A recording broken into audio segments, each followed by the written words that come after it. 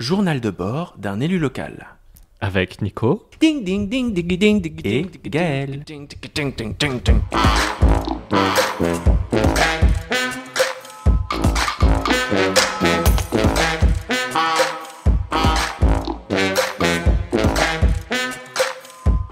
Allez, bonjour Nicolas. Bonjour Gaël. Waouh, c'était un super bonjour. Nicolas, dans cet épisode, on va parler un petit peu d'un truc qui s'est passé cet été qui s'appelle les journées d'été de EELV. Vous appelez encore EELV ou vous appelez maintenant que les écologistes ? Non, on s'appelle Europe Écologie Les Verts, Ouais. EELV, c'est le nom du parti.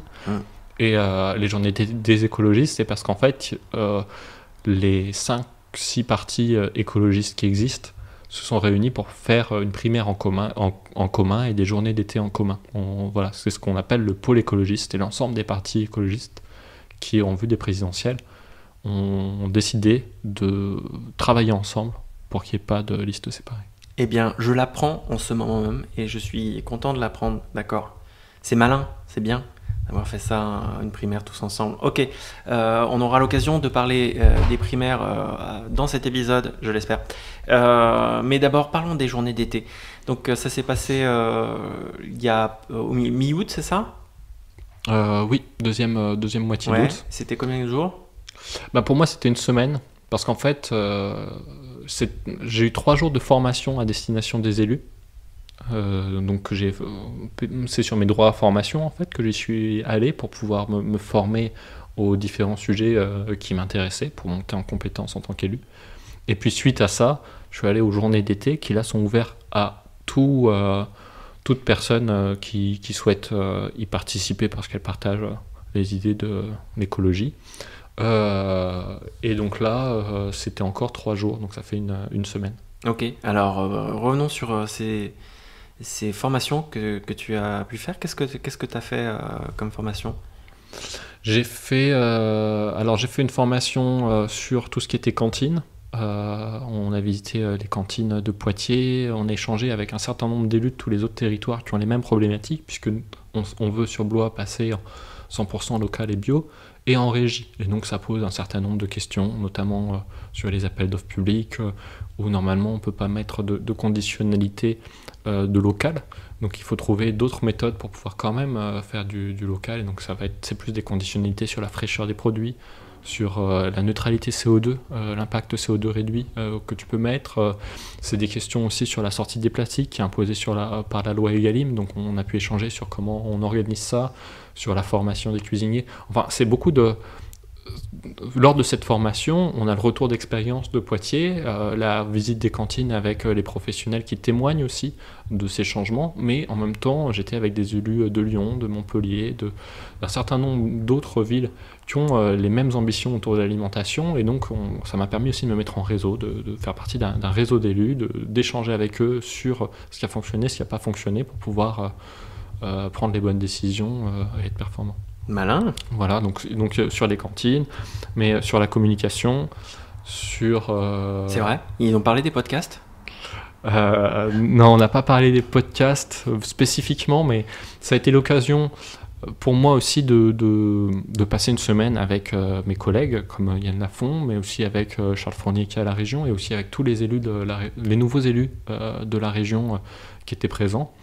Donc déjà, ça crée du lien et des passerelles entre les différents échelons où on est en responsabilité, ce qui permet demain, quand on fera des communiqués de presse, de les écrire tous ensemble, ce qui permet d'échanger de l'information. Et comme on était en colloque avec Yann et Charles, on a aussi parlé de communication. Et donc en fait, pour aussi exister en tant que groupe politique Blois Naturellement, faire savoir ce qu'on avait fait. Et donc nous, on fait ce podcast tous les deux, mais c'est surtout ma voix qui parle de mon témoignage individuel, mais c'est aussi comment l'ensemble du groupe peut exister vers l'extérieur. Et donc on a parlé de faire un site internet, d'avoir une expression de groupe politique après chaque conseil municipal pour éclairer sur certains points lors du jour du conseil municipal et donner notre avis, de renforcer notre lien avec les associations locales, dans nos prises de décision, dans notre transparence, pour être vraiment des élus qui sont non pas des décideurs seuls et déconnectés, mais des porte-voix des aspirations. Et puis voilà, comment on est plus présent sur la sphère publique, on fait savoir ce qu'on fait et voilà, comme on existe à un moment donné, et nos actions ne sont pas invisibilisées à la fin du mandat par l'idée que tout a été fait grâce à Marc Grécourt, qui est très bien, avec qui on travaille, mais à la fin on n'existe plus en tant que groupe politique, même si on y a mis beaucoup d'énergie, qu'on a pu faire bouger des lignes sur des sujets et pouvoir augmenter les ambitions. Voilà. Donc ça, c'était un peu sur la communication. Je me suis formé sur voilà, sur plein d'autres sujets, sur comment on pèse en tant que minorité dans une majorité. Donc ça, c'est plus de la stratégie. Sur les finances publiques, parce que voilà, le nerf de la guerre, c'est aussi les finances, c'est comment on ventile nos finances, comment on peut ou pas s'endetter en tant que collectivité. Et donc on a parlé aussi des dettes d'État, etc. Donc moi, ça m'a permis d'avoir de l'éclairage. J'en oublie, c'est certain, mais voilà, c'est quelques formations. Voilà, j'en ai fait une sur l'énergie, avec Virage Énergie, et j'ai découvert un très bel outil qui va me permettre, avec le groupe, de pouvoir co-construire mieux encore nos politiques publiques à partir d'outils qui sont très adaptés pour faire de la démocratie.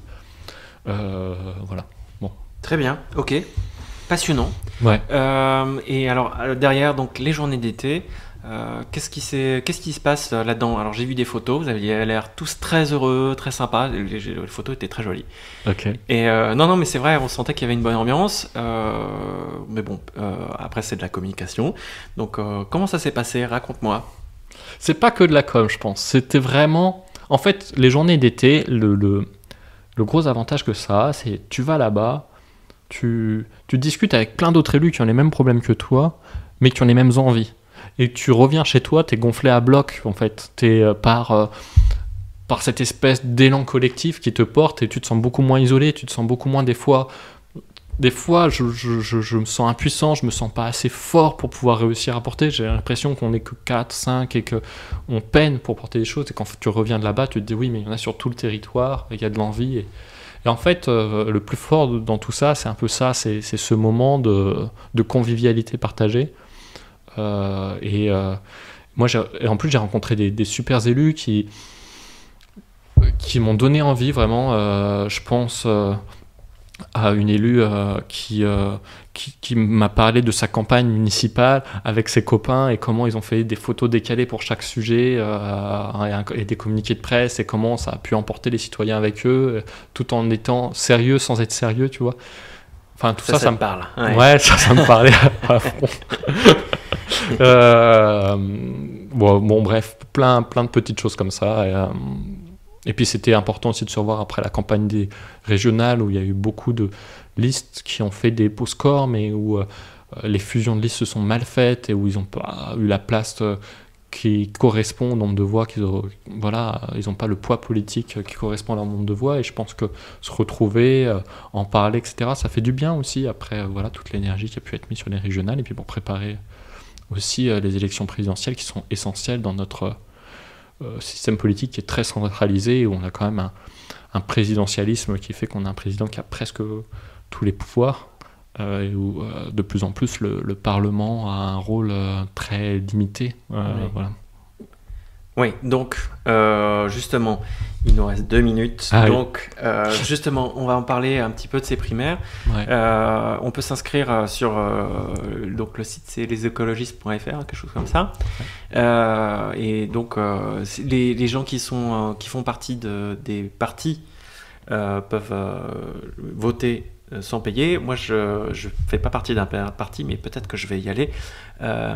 Et donc, je vais donc payer 2 €, c'est ça? Ouais. Et après, tu peux voter pour le candidat de ton choix parmi ou la candidate parmi les 5 candidats et candidates qui se proposent de nous représenter.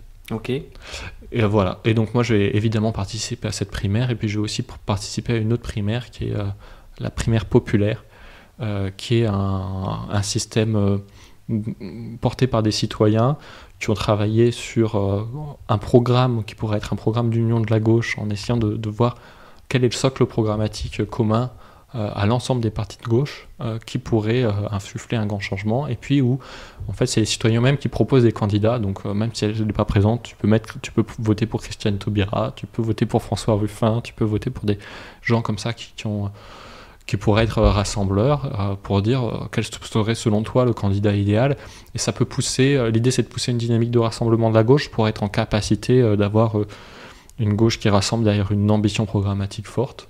Et voilà, donc moi je trouve important de voter pour la primaire des écologistes parce que c'est une manière de dire que l'écologie politique c'est essentiel et on en a envie. Et puis pour la primaire socialiste parce que c'est une manière pour moi de dire aussi que j'ai envie d'une union large de la gauche et qui soit à l'écoute des volontés citoyennes. Voilà. T'as dit primaire socialiste ? Des primaires populaires, pardon. Des primaires populaires. Voilà, on a dépassé le temps. Non, on est bien. Alors on va dire au revoir et puis merci et rendez-vous au prochain épisode. À bientôt. Salut.